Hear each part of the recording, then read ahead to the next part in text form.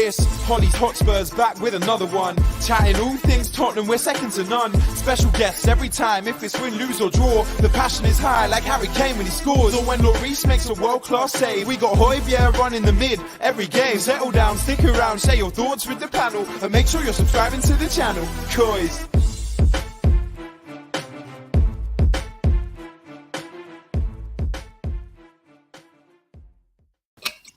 Hello, yes, welcome to another Hollie's Hotspurs live where we have got another 3 points to talk about and to wish obviously Tottenham a happy 140th birthday today as well. So it is Happy Monday, and to dissect everything that obviously happened at the weekend, I am joined by 3 fabulous guests once again. First of all, I want to say a big hello to Wes. Wes, how are you this evening? Yeah, all good. Thank you, Hollie. Thank you for having me back on as well. It's always a pleasure coming on and talking Tottenham with you and other guests as well. So thank you for having me. No, thank you for joining me. I'm also joined by Luke, aka New Park Lane Podcast. Whey, how are you, Luke? Yeah, I'm doing good, thanks. Yeah, new podcast. I think it's the first time I've been on the channel since we rebranded. So yeah, it's good to be here. Thanks for having me on. Another 3 points, still unbeaten. What more can you ask for? Exactly. It's a great way to start the week. And also, I am joined by Mitch. Mitch, it's so lovely to have you back on again. How are you? First of all, thanks for having me back. It's always good fun coming on to talk about Spurs. But yeah, all good. Literally nothing to complain about at the moment. I think everybody's over the disappointment of transfer deadline day now, especially with another win on the club. So yeah, happy days. Can't wait to talk about everything that happened at the weekend. Love it. And obviously, we also have to talk about the fact that Arsenal slipped up this weekend as well. So it makes it even more bittersweet. But if you are joining in now, welcome everybody. Thank you for tuning in. If you're listening to this or watching it later on, thank you for joining. Like I say, if you are new, whack that subscribe button and make sure you also like the show. Right, let's kick it off. So obviously, like we said, we're still unbeaten. But there was a few changes, Wes, wasn't there? And that first big change, obviously, was Lenglet. How did you feel about Lenglet obviously stepping into the boots of Davies? Yeah, obviously, good evening to everyone whose teams is still unbeaten in the Premier League. Thought I'd get that one out early. No, I thought Clement Longley was absolutely brilliant. Have to say, I think he showed his real quality, and partly the reason why he has been a Barcelona player. I think his composure on the ball was brilliant. The way he was able to step forwards with the ball. Again, was a lot better, I think, than Ben Davies. And I think actually Ben Davies has had a sticky couple of games. I mean, I was at Forest and West Ham, and I don't think he necessarily had his best performances in either of those games.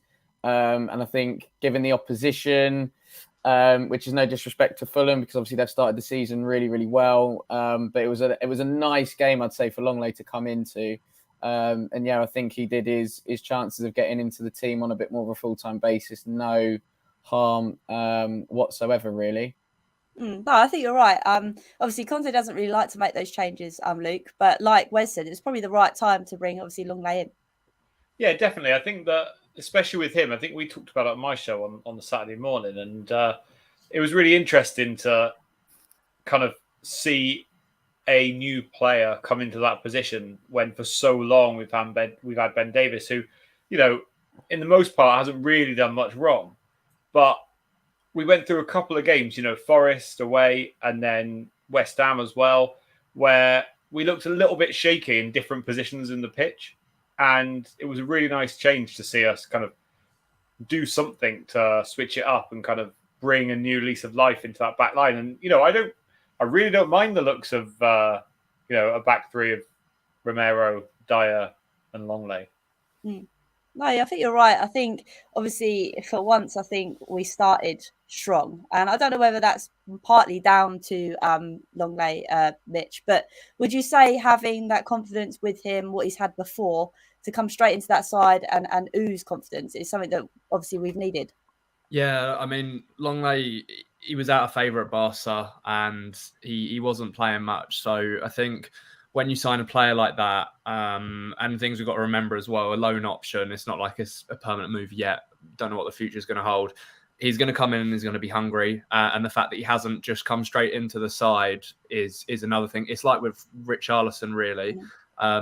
These players are coming into a side and they've got a point to prove. And, you know, we have a lot of games, so the rotation is always going to be there. And everyone's going to get a game, but I think players like Longley are going to want to be starting in this team, and he made a very good account of himself on Saturday. But it's a good thing, and it makes a hell of a difference having ball players like that. I'm not necessarily saying Ben Davies is bad with the ball, playing forward. He likes to travel forward with the ball. I don't think his passing's is the best, and I think that's one of the noticeable differences between him and Longley. But having both him on the left side and Romero on the right side makes such a huge difference to the way we play, because both of them like to step out. They like to pass. They're not afraid to pass through the small spaces into the likes of Højbjerg and Bentancur. And it makes a big difference. And we saw that on Saturday against Fulham. And it was one of the reasons why we dominated the game pretty much start to finish, apart from when they scored their goal. So, yeah, there's no harm in the competition. And like you mentioned, the experience that he's had at Barcelona means that he's not going to come in and be a bit nervous about playing for Spurs. You know, has played for one of the biggest clubs in the world. So, yeah, it's an added bonus that he's got that experience, really. Yeah, 100%. It's actually really interesting what you say. Obviously, there's been many games with Bentancur and Højbjerg where we've seen them get swamped. But it's interesting you say about obviously Lenglet, how he moves the ball forward and he's comfortable with it. I think that proved, like you said, against Fulham that it worked really well because Wes, I mean, there's been a lot of stick for Højbjerg, but again, he got the goal, didn't he? So it shows that although some people criticise him heavily, he's the one that's put his name on the score sheet.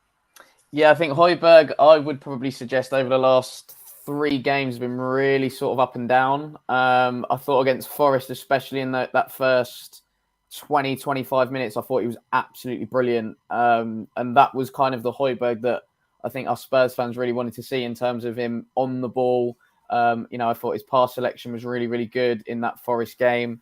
I think West Ham, I don't know if it was the nature of the game, obviously a little bit more scrappy. He couldn't really get a hold of it. And I don't think him and Basuma necessarily work well as a pair. I think they kind of look to try and occupy like the same spaces. They both want to sort of drop deep and get on the ball. But again, I think Saturday he was again brilliant. But I think Bentancur made a massive difference on Saturday, and he's a player that I like a lot. I think I mentioned it to you after the game, Hollie. He's like the Uruguayan Moussa Dembele. And Moussa Dembele is the greatest of all time. I won't have anybody tell me any different. So don't we know it? So yeah, I think, but yeah, like I say, I think Højbjerg was much, much better again against Fulham than perhaps he was in midweek against West Ham, and that was a real positive. I think between him and Bentancur, the way they were moving off the ball, because I think a lot of the time when our players have the ball, there's not a lot of movement ahead of the ball. So I think that certainly helped us, as Mitch said, pretty much dominate the game from pretty much from minute 1 until Fulham scored, really. No, 100%. I think that's right. I think that's a good analysis of how the combination kind of worked in midfield. And obviously, like we've touched on, Luke, Højbjerg did manage to get that goal. And I know we've spoken about obviously his movement and stuff, but he's one of the midfielders that is getting on the score sheet, even if it does go unnoticed now and then. Yeah, definitely. I think that's 2 goals this season, isn't it, already? And you can't underestimate how good he can be for Spurs. And I say it like that because, I think Darren in the comments said, Højbjerg's underrated by our fan base. And he is. But I think that's partly down to himself as well. Sometimes you see him having incredible games like he did, as Wes said, in the opening 20, 25 minutes against Forest. I thought he had a really good game again against Fulham. And I just think that when he's in that right position and, he's not too far back and he has the ability to pass and move and create, he's brilliant. Or we go back to the Højbjerg that played in the North London derby with Nuno as our manager, and there was no one in midfield whatsoever at one point. So you get that kind of flip of how he can be. But I think that he's definitely underrated, and he's definitely getting me excited again as a Spurs player, because I was talking on my show about who are the best 2 in that midfield, and none of us could decide on who that is at the moment. And I think right now it's the 2 that played at the weekend. I think Højbjerg and Bentancur. There we go. Christ alive, I had to start a mind blank then. Yeah. And big up to Luke in the comments as well. He's a good friend of mine on Twitter. So make sure you subscribe, Luke. If it's the first time you're watching. What a geezer. But no, you're right, Luke, in a sense that obviously, I think lots of people, he goes under the radar, and I think we've spoken about that quite a bit. But like Ross has said, obviously he does well playing forward. He does that when he plays for Denmark, and I think that's true. And I think we've seen in many weeks that I think Conte knows that Højbjerg and Bentancur for him are his core players, and that's the reason why I think Mitch, we keep seeing them week in, week out.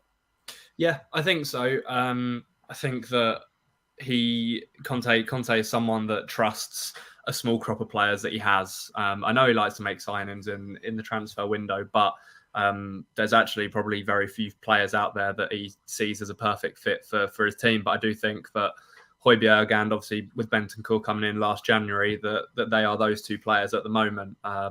Basuma's going to be an excellent signing for us, no doubt, and he just adds to the depth of the squad. But yeah, like the others have reiterated, Højbjerg's been excellent, and there's absolutely no reason for him to not be playing at the moment. And I think Bentancur showed at the weekend again why he's playing week in, week out. Because I think a lot of people on social media have been sort of crying out for Bazuma to play for a little while. He wasn't great against West Ham.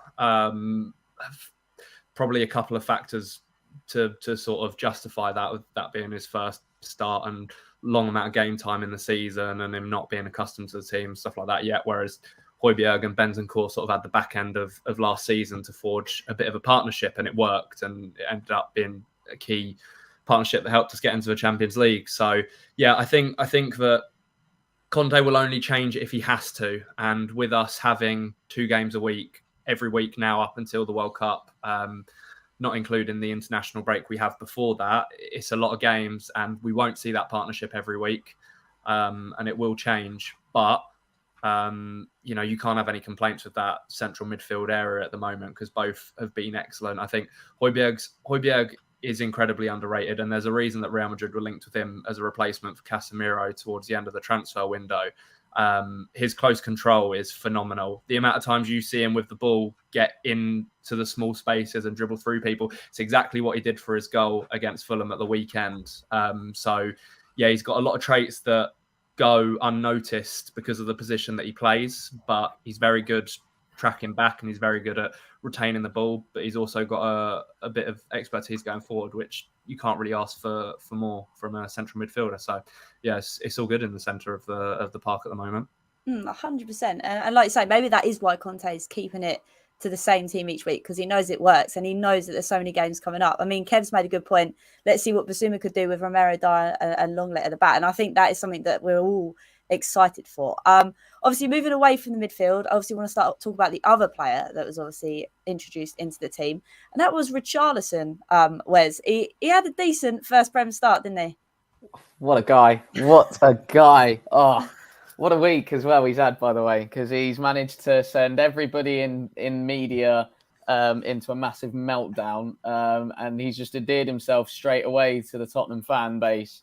And we just absolutely love him, singing his song on repeat. I think Forest away for certainly the last 10 minutes. Even got a bit of traction at West Ham away as well.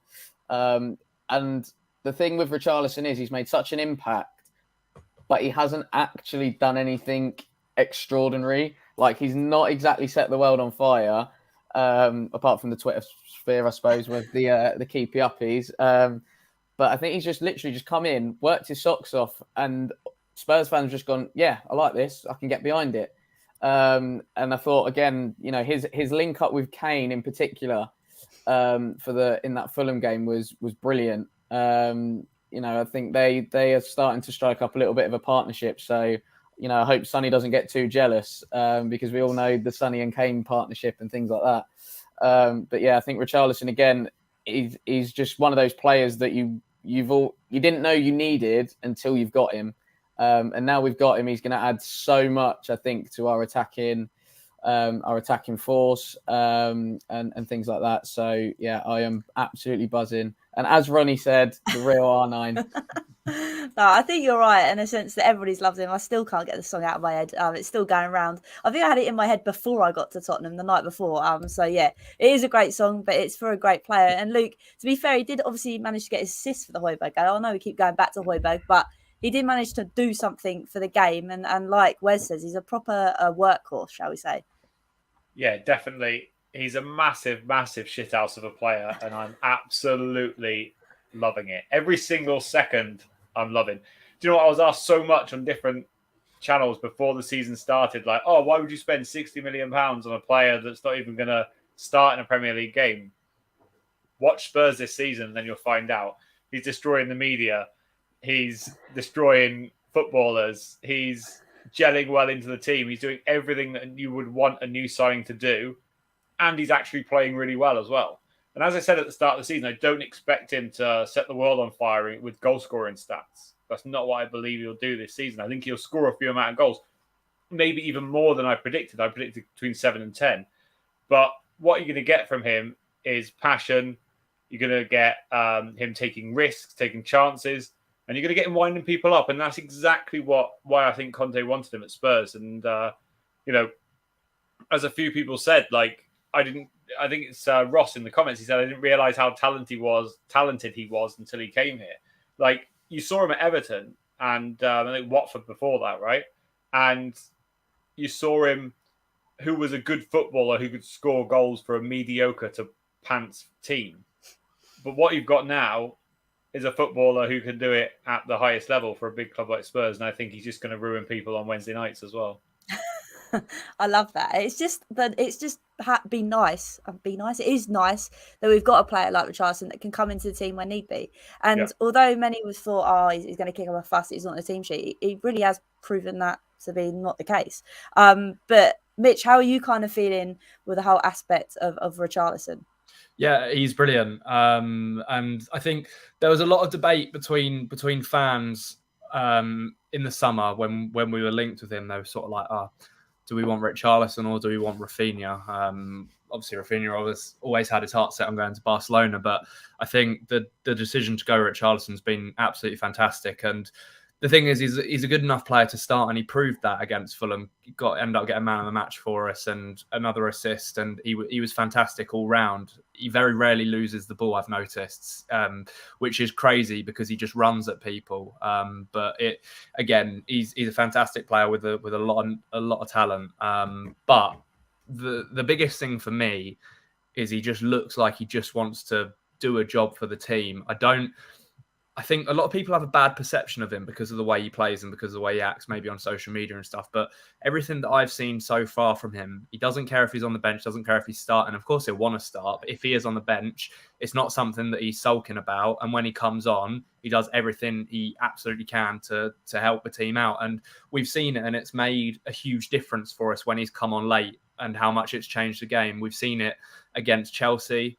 We saw it. We gained a bit more control against West Ham in that game and against Nottingham Forest as well with the assist for Kane's goal, his second one. So him costing £60 million is worth the money because you've got to think about the points that he's secured for us already. If we didn't have him and we didn't have him available to bring on in the game so far this season, a Spurs team of the past may have ended up dropping points. We certainly wouldn't have ended up getting a draw against Chelsea in the end.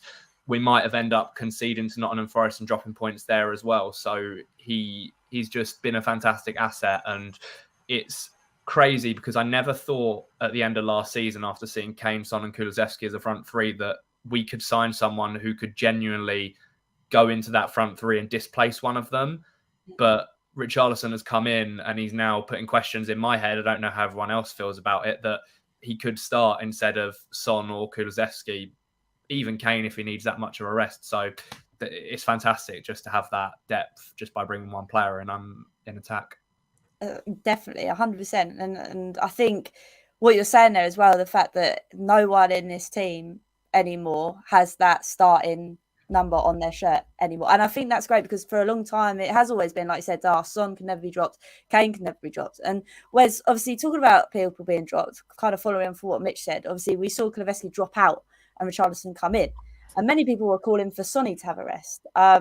it's obviously been said or been this, that, and the other in lots of press interviews that Conte believes in Son and he will hit the ground running, because he was close to scoring against Fulham where he hit the crossbar. So if he scored, then maybe we'll be having a different conversation about Son. Yeah, of course. I think, with a player like Son, I think he set his bar now, obviously off the back of winning the Golden Boot. I think he set his bar so high that now us as fans were expecting him to be like booming near enough every game. And you got to remember, like, especially with forward players, they are going to go through like peaks and troughs. And I think this is just one of those little dips that Sonny's having. And yeah, it did feel a little bit strange, I'm not going to lie, to see that Kulusevski had come out and Richarlison had come in, because like you say, I think everybody was predicting pretty much that Son was going to be the one to drop out, just to sort of take him out the firing line a little bit. But yeah, I think his overall game, I would say, on Saturday was absolutely brilliant. That was the sort of Heung-min Son, I think, that us as fans have been wanting to see all season. And I think he's literally done everything but score, bless him. And you just know that when that goal does come, because it will come soon, that, the whole place is going to erupt. All the fans are going to be, so happy and so pleased for him, because we just genuinely love him. And he is a player that over the years has given his all to Tottenham. Whether it's been going great for him or not, he's still showed up. But I think this is probably the start of the season in particular has probably been one of those where you're seeing perhaps that different side of Son, where he isn't potentially showing up in games. And I think now we have that able replacement, if you like, or that able player within the squad that can come in, make that impact like Richarlison. And I think that's probably where a lot of fans are going, well, if one's not performing, we've got somebody to literally just come in and, go boom, hit that ground running. And I think, with a case of Son, once he scores one, the rest follow. It's just that, like, how long is it going to take him to obviously get that one? Last season he started off on fire and he carried it on throughout the season. But there's been other seasons where it's taken him a long time to get that first goal. But then once he has got that first goal, he then hits, sort of late teens, early 20s in terms of his goals. And hopefully there is one round the corner for him. I think so. Like you said, and like Kev said as well, like the general gameplay that he gave us against Fulham was a lot more positive, Luke, do you think, from the last previous game? Sort of what Wes kind of said. Yeah, definitely. Apologies if you can hear any background noise. Someone's decided to do demolition work right outside my house. So, yeah, apologies about that. But I think Wes has got that completely spot on, Like, I was probably one of those people that thought, do you know what? Give Son a rest against Fulham. Richarlison played well against Forest when he came on that left-hand side. But you've seen how diverse he is to be able to switch sides and play instead of Kulusevski. I think that, both players on both wings will need to be rested at some point. And the fact that we have that flexibility in a player like Richarlison to play on either side or even through the middle, if that one person to drop out was Kane, it shows a lot about where Spurs are at the moment. But I think you were right, Wes. I think he did everything right apart from score. And it's that, like, age-old cliche, right? That he did everything right, just couldn't find the back of the net. And so, I don't really have much more to say about Son. We all love Son.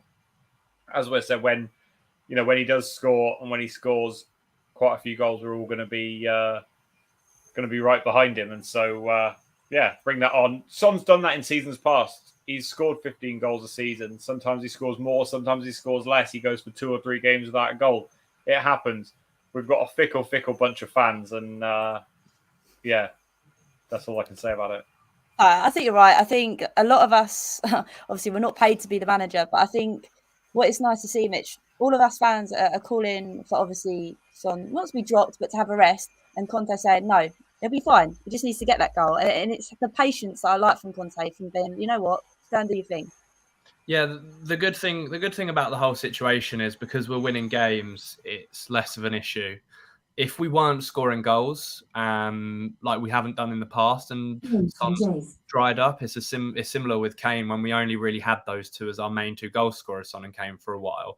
When one of them wasn't firing, it's a bit of an issue. But the fact that we've brought in Richarlison, we've got Kane has started on fire this season, which is really good to see. We've got Kulusevski, and we've also now got goals coming from our fullbacks and from our central midfield. So it's not an issue.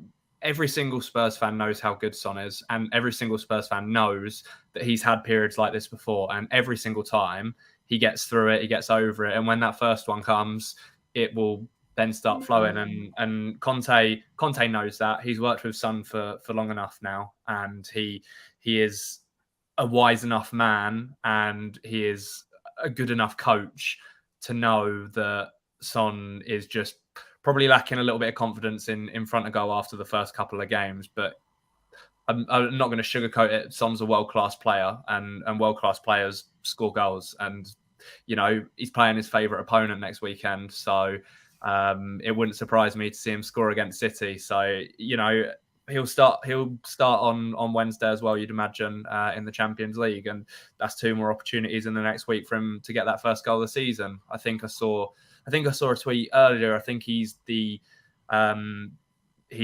got the highest XG out of any outfield player in the Premier League, and is yet to score a goal. I think he's got an XG of over 2 at this point, 2 expected goals, and hasn't found the back of the net. So it's just that little bit, but it's margins in the Premier League and at the top level. And yeah, absolutely no doubt. And Conte has no doubt that he will start scoring again, and it will be sooner rather than later. 100%. And I think that's the thing. The fact that it's not hitting the back of the net, we all kind of know that it is coming. We've just got to be a little bit patient. And like you said, we're not losing games. We've drawn games, we've won games, but they're points.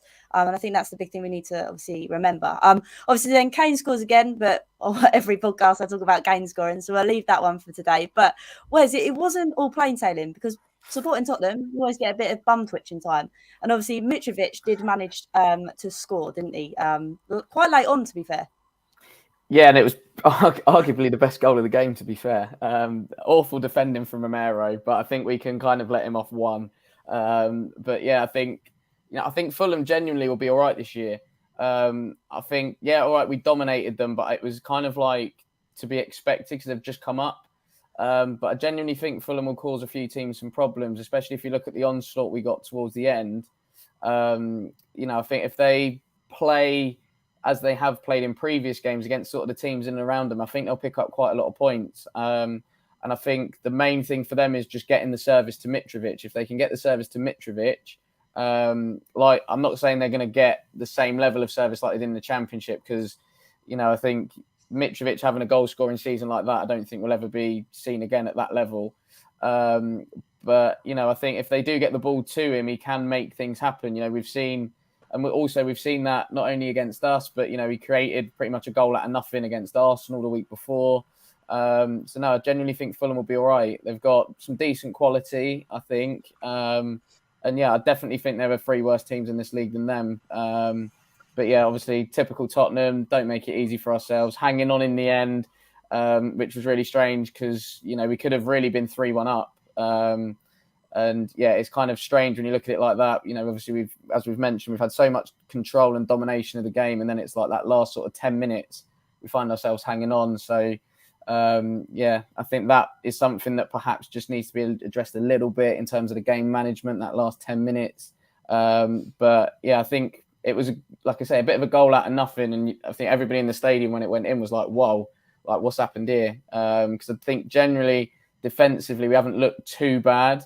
Okay, against West Ham, we gave a few chances away, but, I think on the whole, we haven't looked too bad defensively. I think as a unit, we've looked a lot more solid, and we're happy to kind of just defend our box, but throw bodies on the line, which makes a nice change because I don't think we've seen that from Tottenham teams beforehand. So if we are giving chances away, then it is a case of we've got the players there that actually enjoy defending. It seems, obviously, with Romero, Eric Dyer, Ben Davies is happy to put his body on the line. We saw that even last season away at Anfield.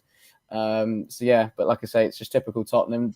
Just like to give us a mini heart attack every match day, just to make sure that they know that we are alive and kicking, I suppose.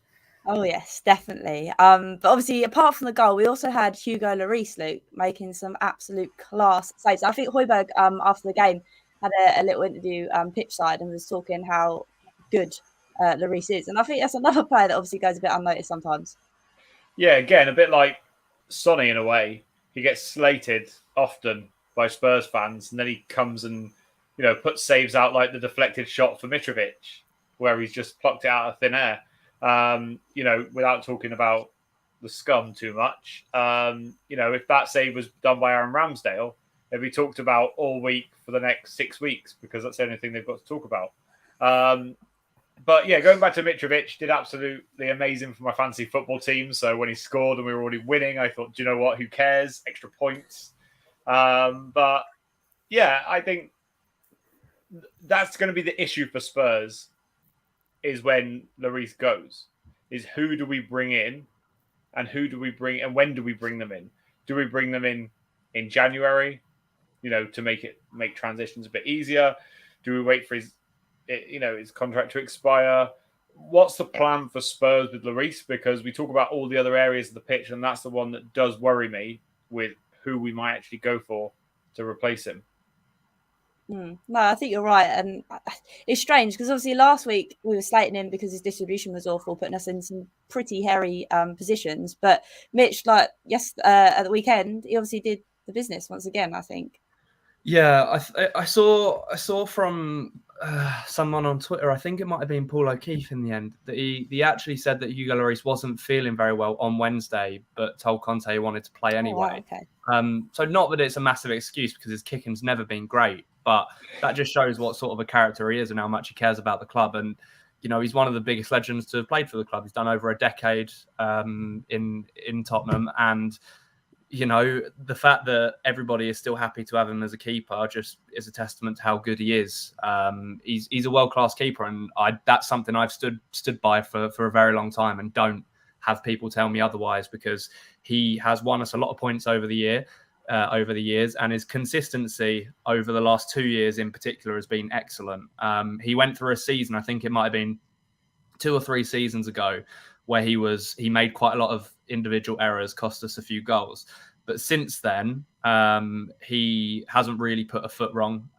He seems to have become a bit wiser and I guess matured a little bit in how he's played. I just think the kicking's one of those things. It's just one of the weak points of his games, but he makes up for it in his ability to save us. And some of the saves that he does pull out, and he demonstrated it again on Saturday, is just fantastic. So he will need replacing eventually, but the good thing for us is it's not right this second, and I do still think that he's got another season beyond this in him left still. I don't see him declining. He looks as fresh as ever this season, same as he did last year as well. So yeah, I'm happy for him to be at the club as long as he likes, until he starts showing a real downturn in his game just with age. But yeah, he's one of my favourite ever players for Spurs, Hugo Lloris, and I got a lot of respect for him for sticking with us for over 10 years, especially for some of the poor years that we went through as well. Yeah, definitely. And I think like lots of people forget that obviously a goalkeeper, they can age a lot more before they need to stop playing the game, or before they're not good enough anymore. So yeah, hopefully, like you say, Mitch, we've got a few more years or a year left with him after this one. But before we move on, I just want to briefly talk about obviously Sessegnon, Wes, because obviously I love Perisic at the moment. Every time he gets the ball and goes down that wing, a cross comes in and it's a goal, or nearly a goal. With Sessegnon, he's slowly getting there, I think, with confidence. And I think at the weekend, if he managed to stay on side just a little bit or cut his toe now a bit, we would have seen a lovely goal from Richarlison after a cross from it. Yeah, no, I think Sess is one of those players that when we signed him, I think everybody was buzzing. He was the hottest English prospect, I think, at that time. And it's a strange one because he's still very young, but it feels like he's been around for ages. But I think he's now finally coming into his own in a Tottenham shirt. I think he struggled, not just with injuries, but when he was in the team, it looked like a lot of the players that he was playing with didn't really trust him. So he never really got the ball, and he used to take up some really, really good positions down that left-hand side. But I think this wing-back role suits him down to the ground. And I think it's one of those positions that he's trying to make his own. I think having Perisic there, I think he's already mentioned it himself, like is really, really helping him improve and develop further. And yeah, I think he's going to be a top player for us. And my line of thinking is as well that why can't he, look to push in Southgate's plans for the World Cup? England aren't necessarily blessed with the best left-sided players at the minute.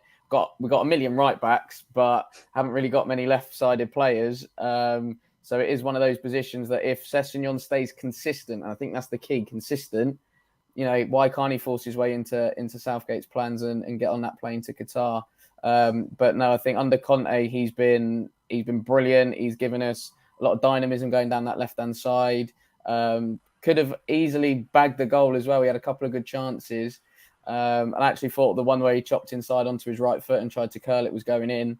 I was properly out of my seat, literally celebrating, but I ended up with egg on my face when it went wide, put it that way. But yeah, I think he's starting to prove now why there was so much hype about him at such a young age. And I think that 30 million that we shelled out for him now is, I'm not saying it's good value for money. I still think there's a lot of growth there, but like I say, if he continues to keep going it the way he is, I think we'll look back on that signing and go, 30 million for him. Blimey, that was a good bit of business. Because you look at someone like, Cucurella, who I wouldn't say is massively better than Ryan Sessegnon, and has gone for like double the price really.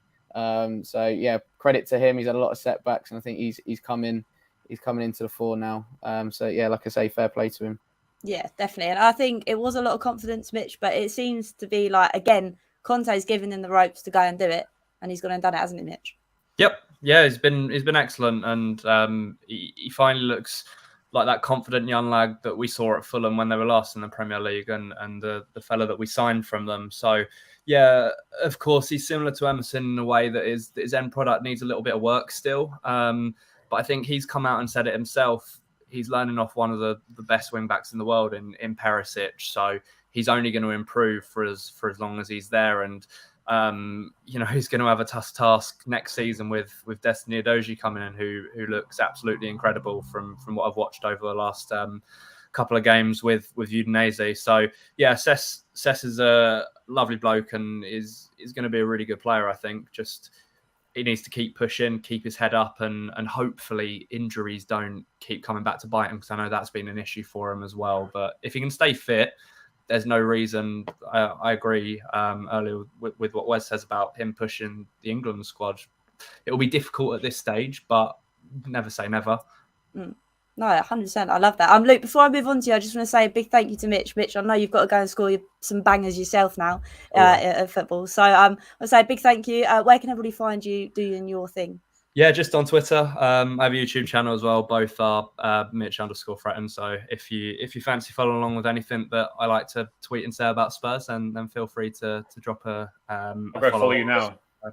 Cheers, Luke. But appreciate you having me on, Hollie, and look forward to coming back another time in the future as well. No, 100%. Thanks again, Mitch, and go and score some goals, mate. Cheers, guys. Cheers, Luke. Cheers, Wes. See you later. See you later. Cheers, Mitch.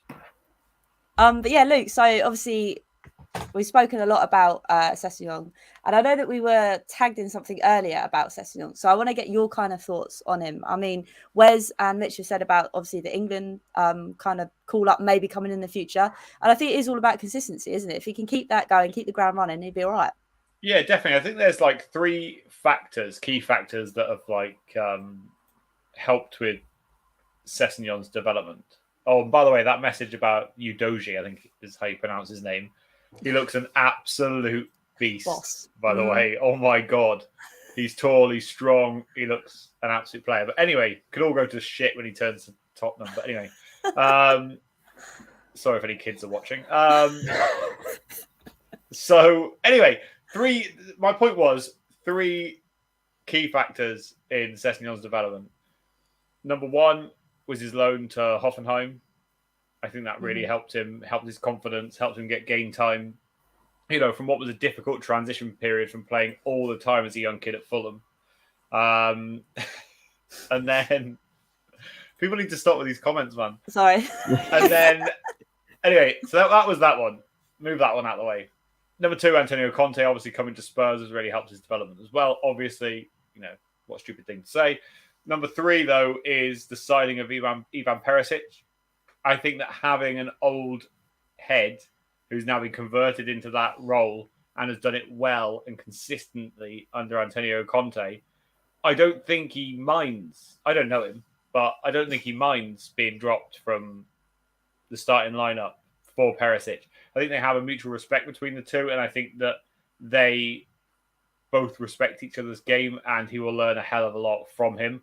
And I think that's only a positive outcome. It's an actual shame we don't have somebody like Perisic as a right wing back, because at the moment Jed Spence has to learn off those two clowns. But Oh dear. No, stop it, Luke. You're gonna make me cry. But no, you're right. I think it is great having that kind of father figure, shall we say. But one, like you said, I think they kind of learn off each other, probably more so sessioning off for Perisic. But still, no, it's a great combination. But obviously we did win that game 2-1, another 3 points on the board. And then we got to witness obviously Arsenal being humbled, which was also great. And then we get to talk about obviously the fact that we're the only team in North London playing Champions League football. So, Wes, I'll come to you. Thoughts on Marseille, obviously, on Wednesday? Oh, who really cares? We're watching Tottenham on a Wednesday night, boys and girls. Let's have it. In all seriousness, Marseille, no mugs, still unbeaten in Ligue 1. Believe they were probably the hardest team we could have drawn out of pot 4. And obviously they do have Alexis Sanchez with them, despite his age or whatever. He's going to turn up and produce a performance just to let everybody know that he's still relevant. But yeah, they'll also have Guendouzi as well. Yeah, so he's gonna drop an absolute masterclass. You know how that's gonna go. But no, I think we should have enough to get a good result. And I think it's important for us really to start and kickstart our Champions League campaign well. Because obviously we've been out of it for a couple of years. All the fans are buzzing that we're back. And it's a group that you look at on paper and you go, we should be getting out of that quite comfortably, but it's Tottenham, so we're going to make it very, very hard for ourselves. But it's a game I'm looking forward to actually. I've not seen Marseille play at all, but you look at the stats and stuff for this particular season, and like I say, you're unbeaten, so we can't take them lightly. I think we've really got to be at it. I think this group, though, in the Champions League is going to be one of those where we have to be at it pretty much every game, because I think if we're not only are you going to be a laughing stock, we're probably going to get caught out, in games. I'm looking forward to obviously being back in the Champions League and seeing some of the best players that Europe has to offer. It's a shame that we got the group that we have, because it would have been nice to have a PSG or a Real Madrid rock up, because that's what our stadium is built for. But listen, I'm not going to say, I'm not going to say no pretty much to the group that we've got, because like I say, it's one that we should be getting out of. I know, Darren, we should have got. We did say that, but it's one of those. I think obviously we're a completely different Tottenham from that particular fiasco, whatever it was. Looking forward to it for sure. Yeah, definitely. And I think it's not just us fans that are looking forward to it as well, Luke. I think it is obviously the players. I think they'll be well up for it. Obviously, being out for a little while, we brought in players that have wanted Champions League football, so it'd be a massive occasion. Yeah, definitely. And just, to ease everybody's concerns, I will never be having Wes on my channel at any point during our Champions League campaign after his debut on our show, watching us on a live watch along, get battered by Dinamo Zagreb. So after that, he's not allowed ever again on a European show. Anyway, I think Wes is right in terms of we've got to play this group well. In terms of, this is set up for Tottenham laughingstock of Europe. I can see the memes already. But it's also set up for us to be able to get through to the next round and have a game to spare, in my opinion. I think it is. And the other thing I love about this, forget about who the teams are. I'm looking at where are they located? What's the travel time? How tired are we going to be getting there and back, etc. Playing Champions League is a hell of a lot better than playing Conference League football, because you don't play someone in Azerbaijan or, somewhere like that. So, there's no offense to any team like that. It's just about how long it takes physically to get there and how draining it is mentally on the players as well. This game is going to be really interesting. We've got a huge game against City at the weekend. So I would like to see a couple of couple of changes in the squad. I'm not going to name exactly who that is. Maybe one in midfield, maybe one of Son or Kulusevski and leave Richarlison back in and then leave that front three available against City because how prolific they were last season. I think it's going to be really interesting, but I think it is key as well in these games to be able to chop and change that squad, and that's why our squad is big and has got some decent players in it. So it's going to be really, really exciting to see that. But I agree with Wes again. Like, Marseille I saw today unbeaten in Ligue 1 and never seen a minute of their football. But you can imagine with 4 Gooners in their team, according to someone, Statman Kev on the chat. He's on it, man.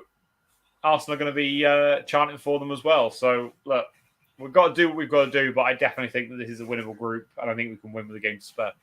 No, I think you're right. And like you said, we obviously get onto City, but we've got to have that in the back of our minds because we are pretty much City's bogey team. I'm not saying we're going to go there and win, but I'm saying it's something to think about that we'll probably put up a good fight. Before we move on to City, I obviously want to get your score predictions because it's fun to do. And then we can blame whoever jinxes it. So, Wes, what are you going for? 2-1 Tottenham. Love that. And Luke? Yeah, I'm going with Luke's story in the chat. He said 3-0. He was correct with the correct score prediction against Nottingham Forest. So I'm not going to deny him of that. So I'll copy that. 3-0 Spurs. Love it. And I think I'll go 3-1 because I was still a bit leaky at the back. So I'll go 3-1. But no, hopefully it's a win. And it'd be nice, obviously, to win in Champions League on our first game. Obviously, now we need to move and look ahead to City. I feel like this is going to be like this every week. It's going to be like a full half an hour of previews of the next couple of games coming up. But obviously, City, Wes, and I know you're trekking up there. So how are you feeling? Yeah, well, let me put it this way. Last season was going up to Manchester with my dad. My old university is actually inside Manchester City's ground. So it's a place that holds a special place in my heart, regardless of, that Champions League night. But yeah, I think last season, like I say, I was on the way up there with my dad and a mate of mine, and we were going, listen, if we keep this down to 3, we'll be happy. And obviously they've decided to sign one of the best forwards in the world in Erling Haaland to add to what they already had. And he's decided to really turn up in August, let's be fair. What was it? 9 goals in a month.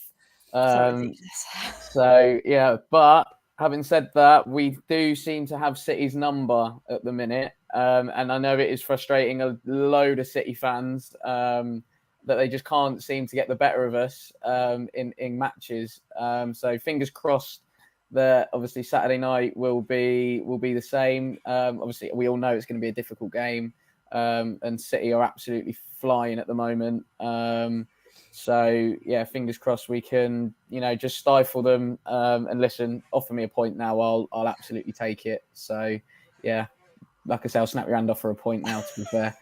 I think, like I say, not that I forgot about Haaland, but when you say his name and you've seen what he's done, you kind of think, oh, Jesus, okay.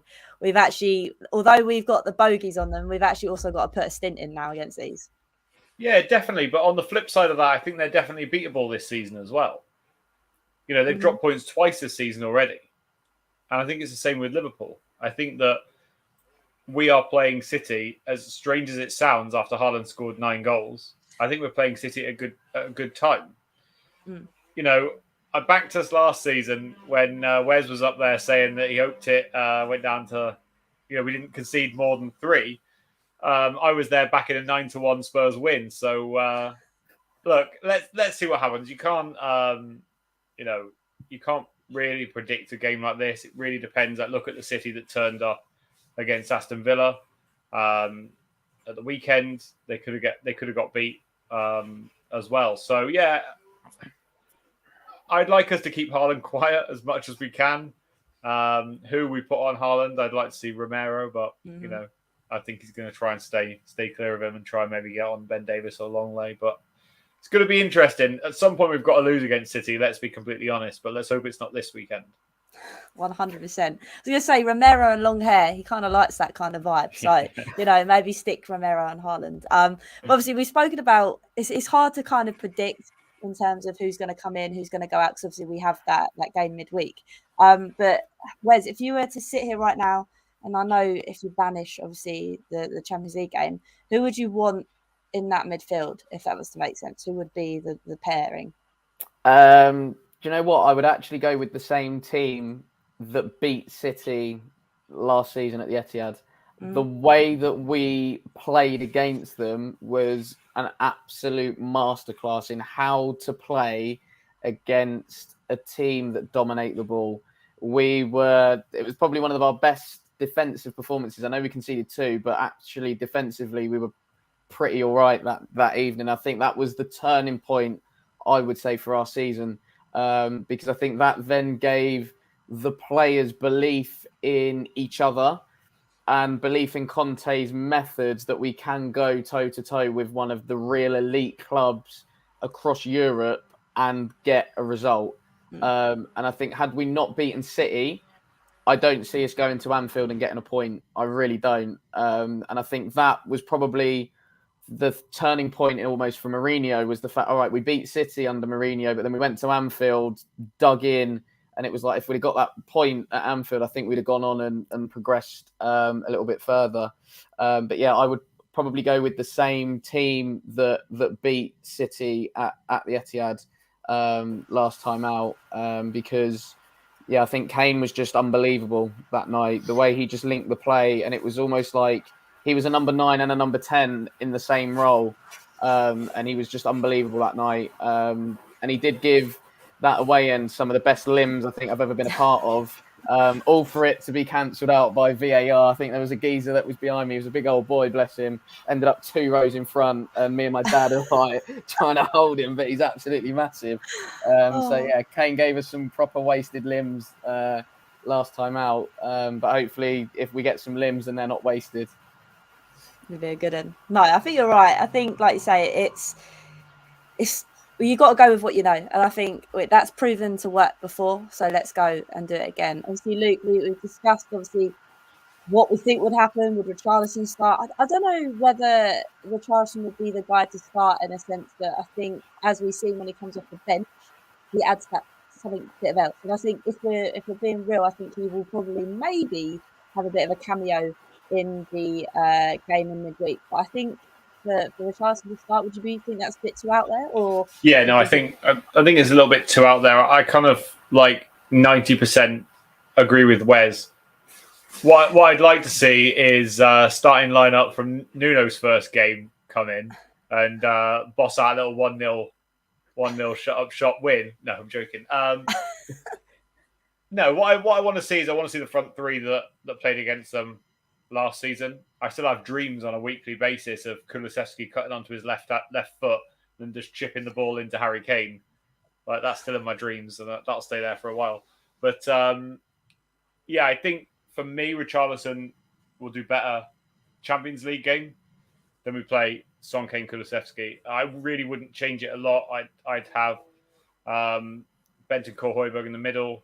I think you could make a case for either Perisic or Sessegnon. Maybe go for Sessegnon just from his pace, being slightly younger and being able to see out the majority of the game. The only change I would probably make would be Longley instead of Ben Davis. I think I prefer to see him. I think his ability to pass the ball out of defence will suit us when we are trying to counter-attack, because let's be honest, that's what's going to happen. We're going to soak it up, and then try and counter-attack. So that's I think kind of answered all the questions in one. But yeah, not for me. I think Richarlison and the midfield changes for the midweek game, and then I think we go classic Spurs for the weekend game against City. But I don't know. What do you think, Holes? That's a good question. I wasn't thinking about it, even though I'm asking the questions. I think you're right. I realised you hadn't said anything all night, so I thought, yeah, you thought you'd Uno reverse it on me. No, I think, like you say, I think the Wednesday game will be the game he mixes it up, just to try different things. I think I know, like we said, Marseille aren't going to roll over. They won't, obviously, like we've spoken about with the 4 Gooners in it. But I think consistency is very key in the Premier League. Like we say, it's a marathon, not a race. Not a race, a marathon, not a sprint. Sorry. So I think, yeah, I think for City it'll be pretty much what we know, and then Wednesday will be pretty much the same switch up, I think. But yeah, I've lost my train of thought. That you've no reversed me. Let's go for our score predictions, as we always like to do that. So what's your score predictions against City? I think somebody may have mentioned it already, but yeah, 3-2 Spurs. It's going to happen again. On the same Manchester wavelength. City. It's going to happen again. I love that. And Luke? Oh, I'm going to go for a 2-2 draw. Ooh, Desmond. Yeah. I don't know what I'd go for, man. It's going to be very close, but I think I'm going to go 2-1. I think I'm going to play it safe and go 2-1. But yeah, so we've got a lot of games coming up. Obviously, Wednesday it'll be the nice, beautiful one under lights, and then City again under lights, but in the Premier League. So it'll be interesting to see whether next Monday we'll have lots of smiley faces or not. But I'm sure we will. But before we go, I want to say a big thank you to these guys, my guests for tonight. Obviously, Mitch has dipped because he's probably banging in some goals at the minute. But Wes, thank you for joining me tonight. Where can everybody find you doing your thing? Yeah, so at Wezo32 on Instagram. Luke's getting a bit bored now because he's heard this a million times. But yeah, at Wezo32. Yeah, usually taking pictures of football grounds, following Spurs up and down the country, amongst other things. And yeah, at Wezo10 on Twitter, the Moussa Dembele fan account, the unofficial one. Because he, as I said earlier, he's the greatest of all time. Also run a football coaching business in Milton Keynes. Had a bit of a rebrand over the last couple of weeks. So it was WM32 Football. We are now Kickoff Football Academy. So at CoFRMK on Instagram and Facebook for that as well. Love it. Thank you, Wes. And Luke, where can everybody find you doing your thing with your new podcast? Yeah, so I'm also jumping on the rebrand hype. Thanks, Wes. Wes, I also want to know who owns the official Moussa Dembele fan account. I don't know. I don't post enough on Twitter to make it an official Moussa Dembele fan account. You always say unofficial, and I always think, who owns the official one? We should find out. Anyway, yeah, if you're interested in my ramblings, then you can find me at Park Lane Podcast, Spurs YouTube channel, focusing solely on Spurs from now on. No more Gooners. No more anybody else. Fuck them all. Sorry. But yeah, Park Lane Podcast on all social media, Park Lane Pod on Twitter, Instagram, TikTok, wherever you want. If you're interested, subscribe. If you're not, don't bother. Mate, I love that. A sales pitch. Well, I mean, up there, proper honest. I love it. And Darren, thank you, mate. I do appreciate it. And thank you to everybody else that has been in the chat tonight. I really have enjoyed it. At the Hawks. Thank you to everybody that has joined tonight. Like I say, Hollie says live will be back next Monday. We'll be discussing obviously the Man City game. Keep your eyes peeled for who's tuning in for that one. So yeah, if you are new, make sure you subscribe. Here I go, I'm rambling on again. But until next time, like I always say, and like we all say, come on, you Spurs. Come on, you Spurs.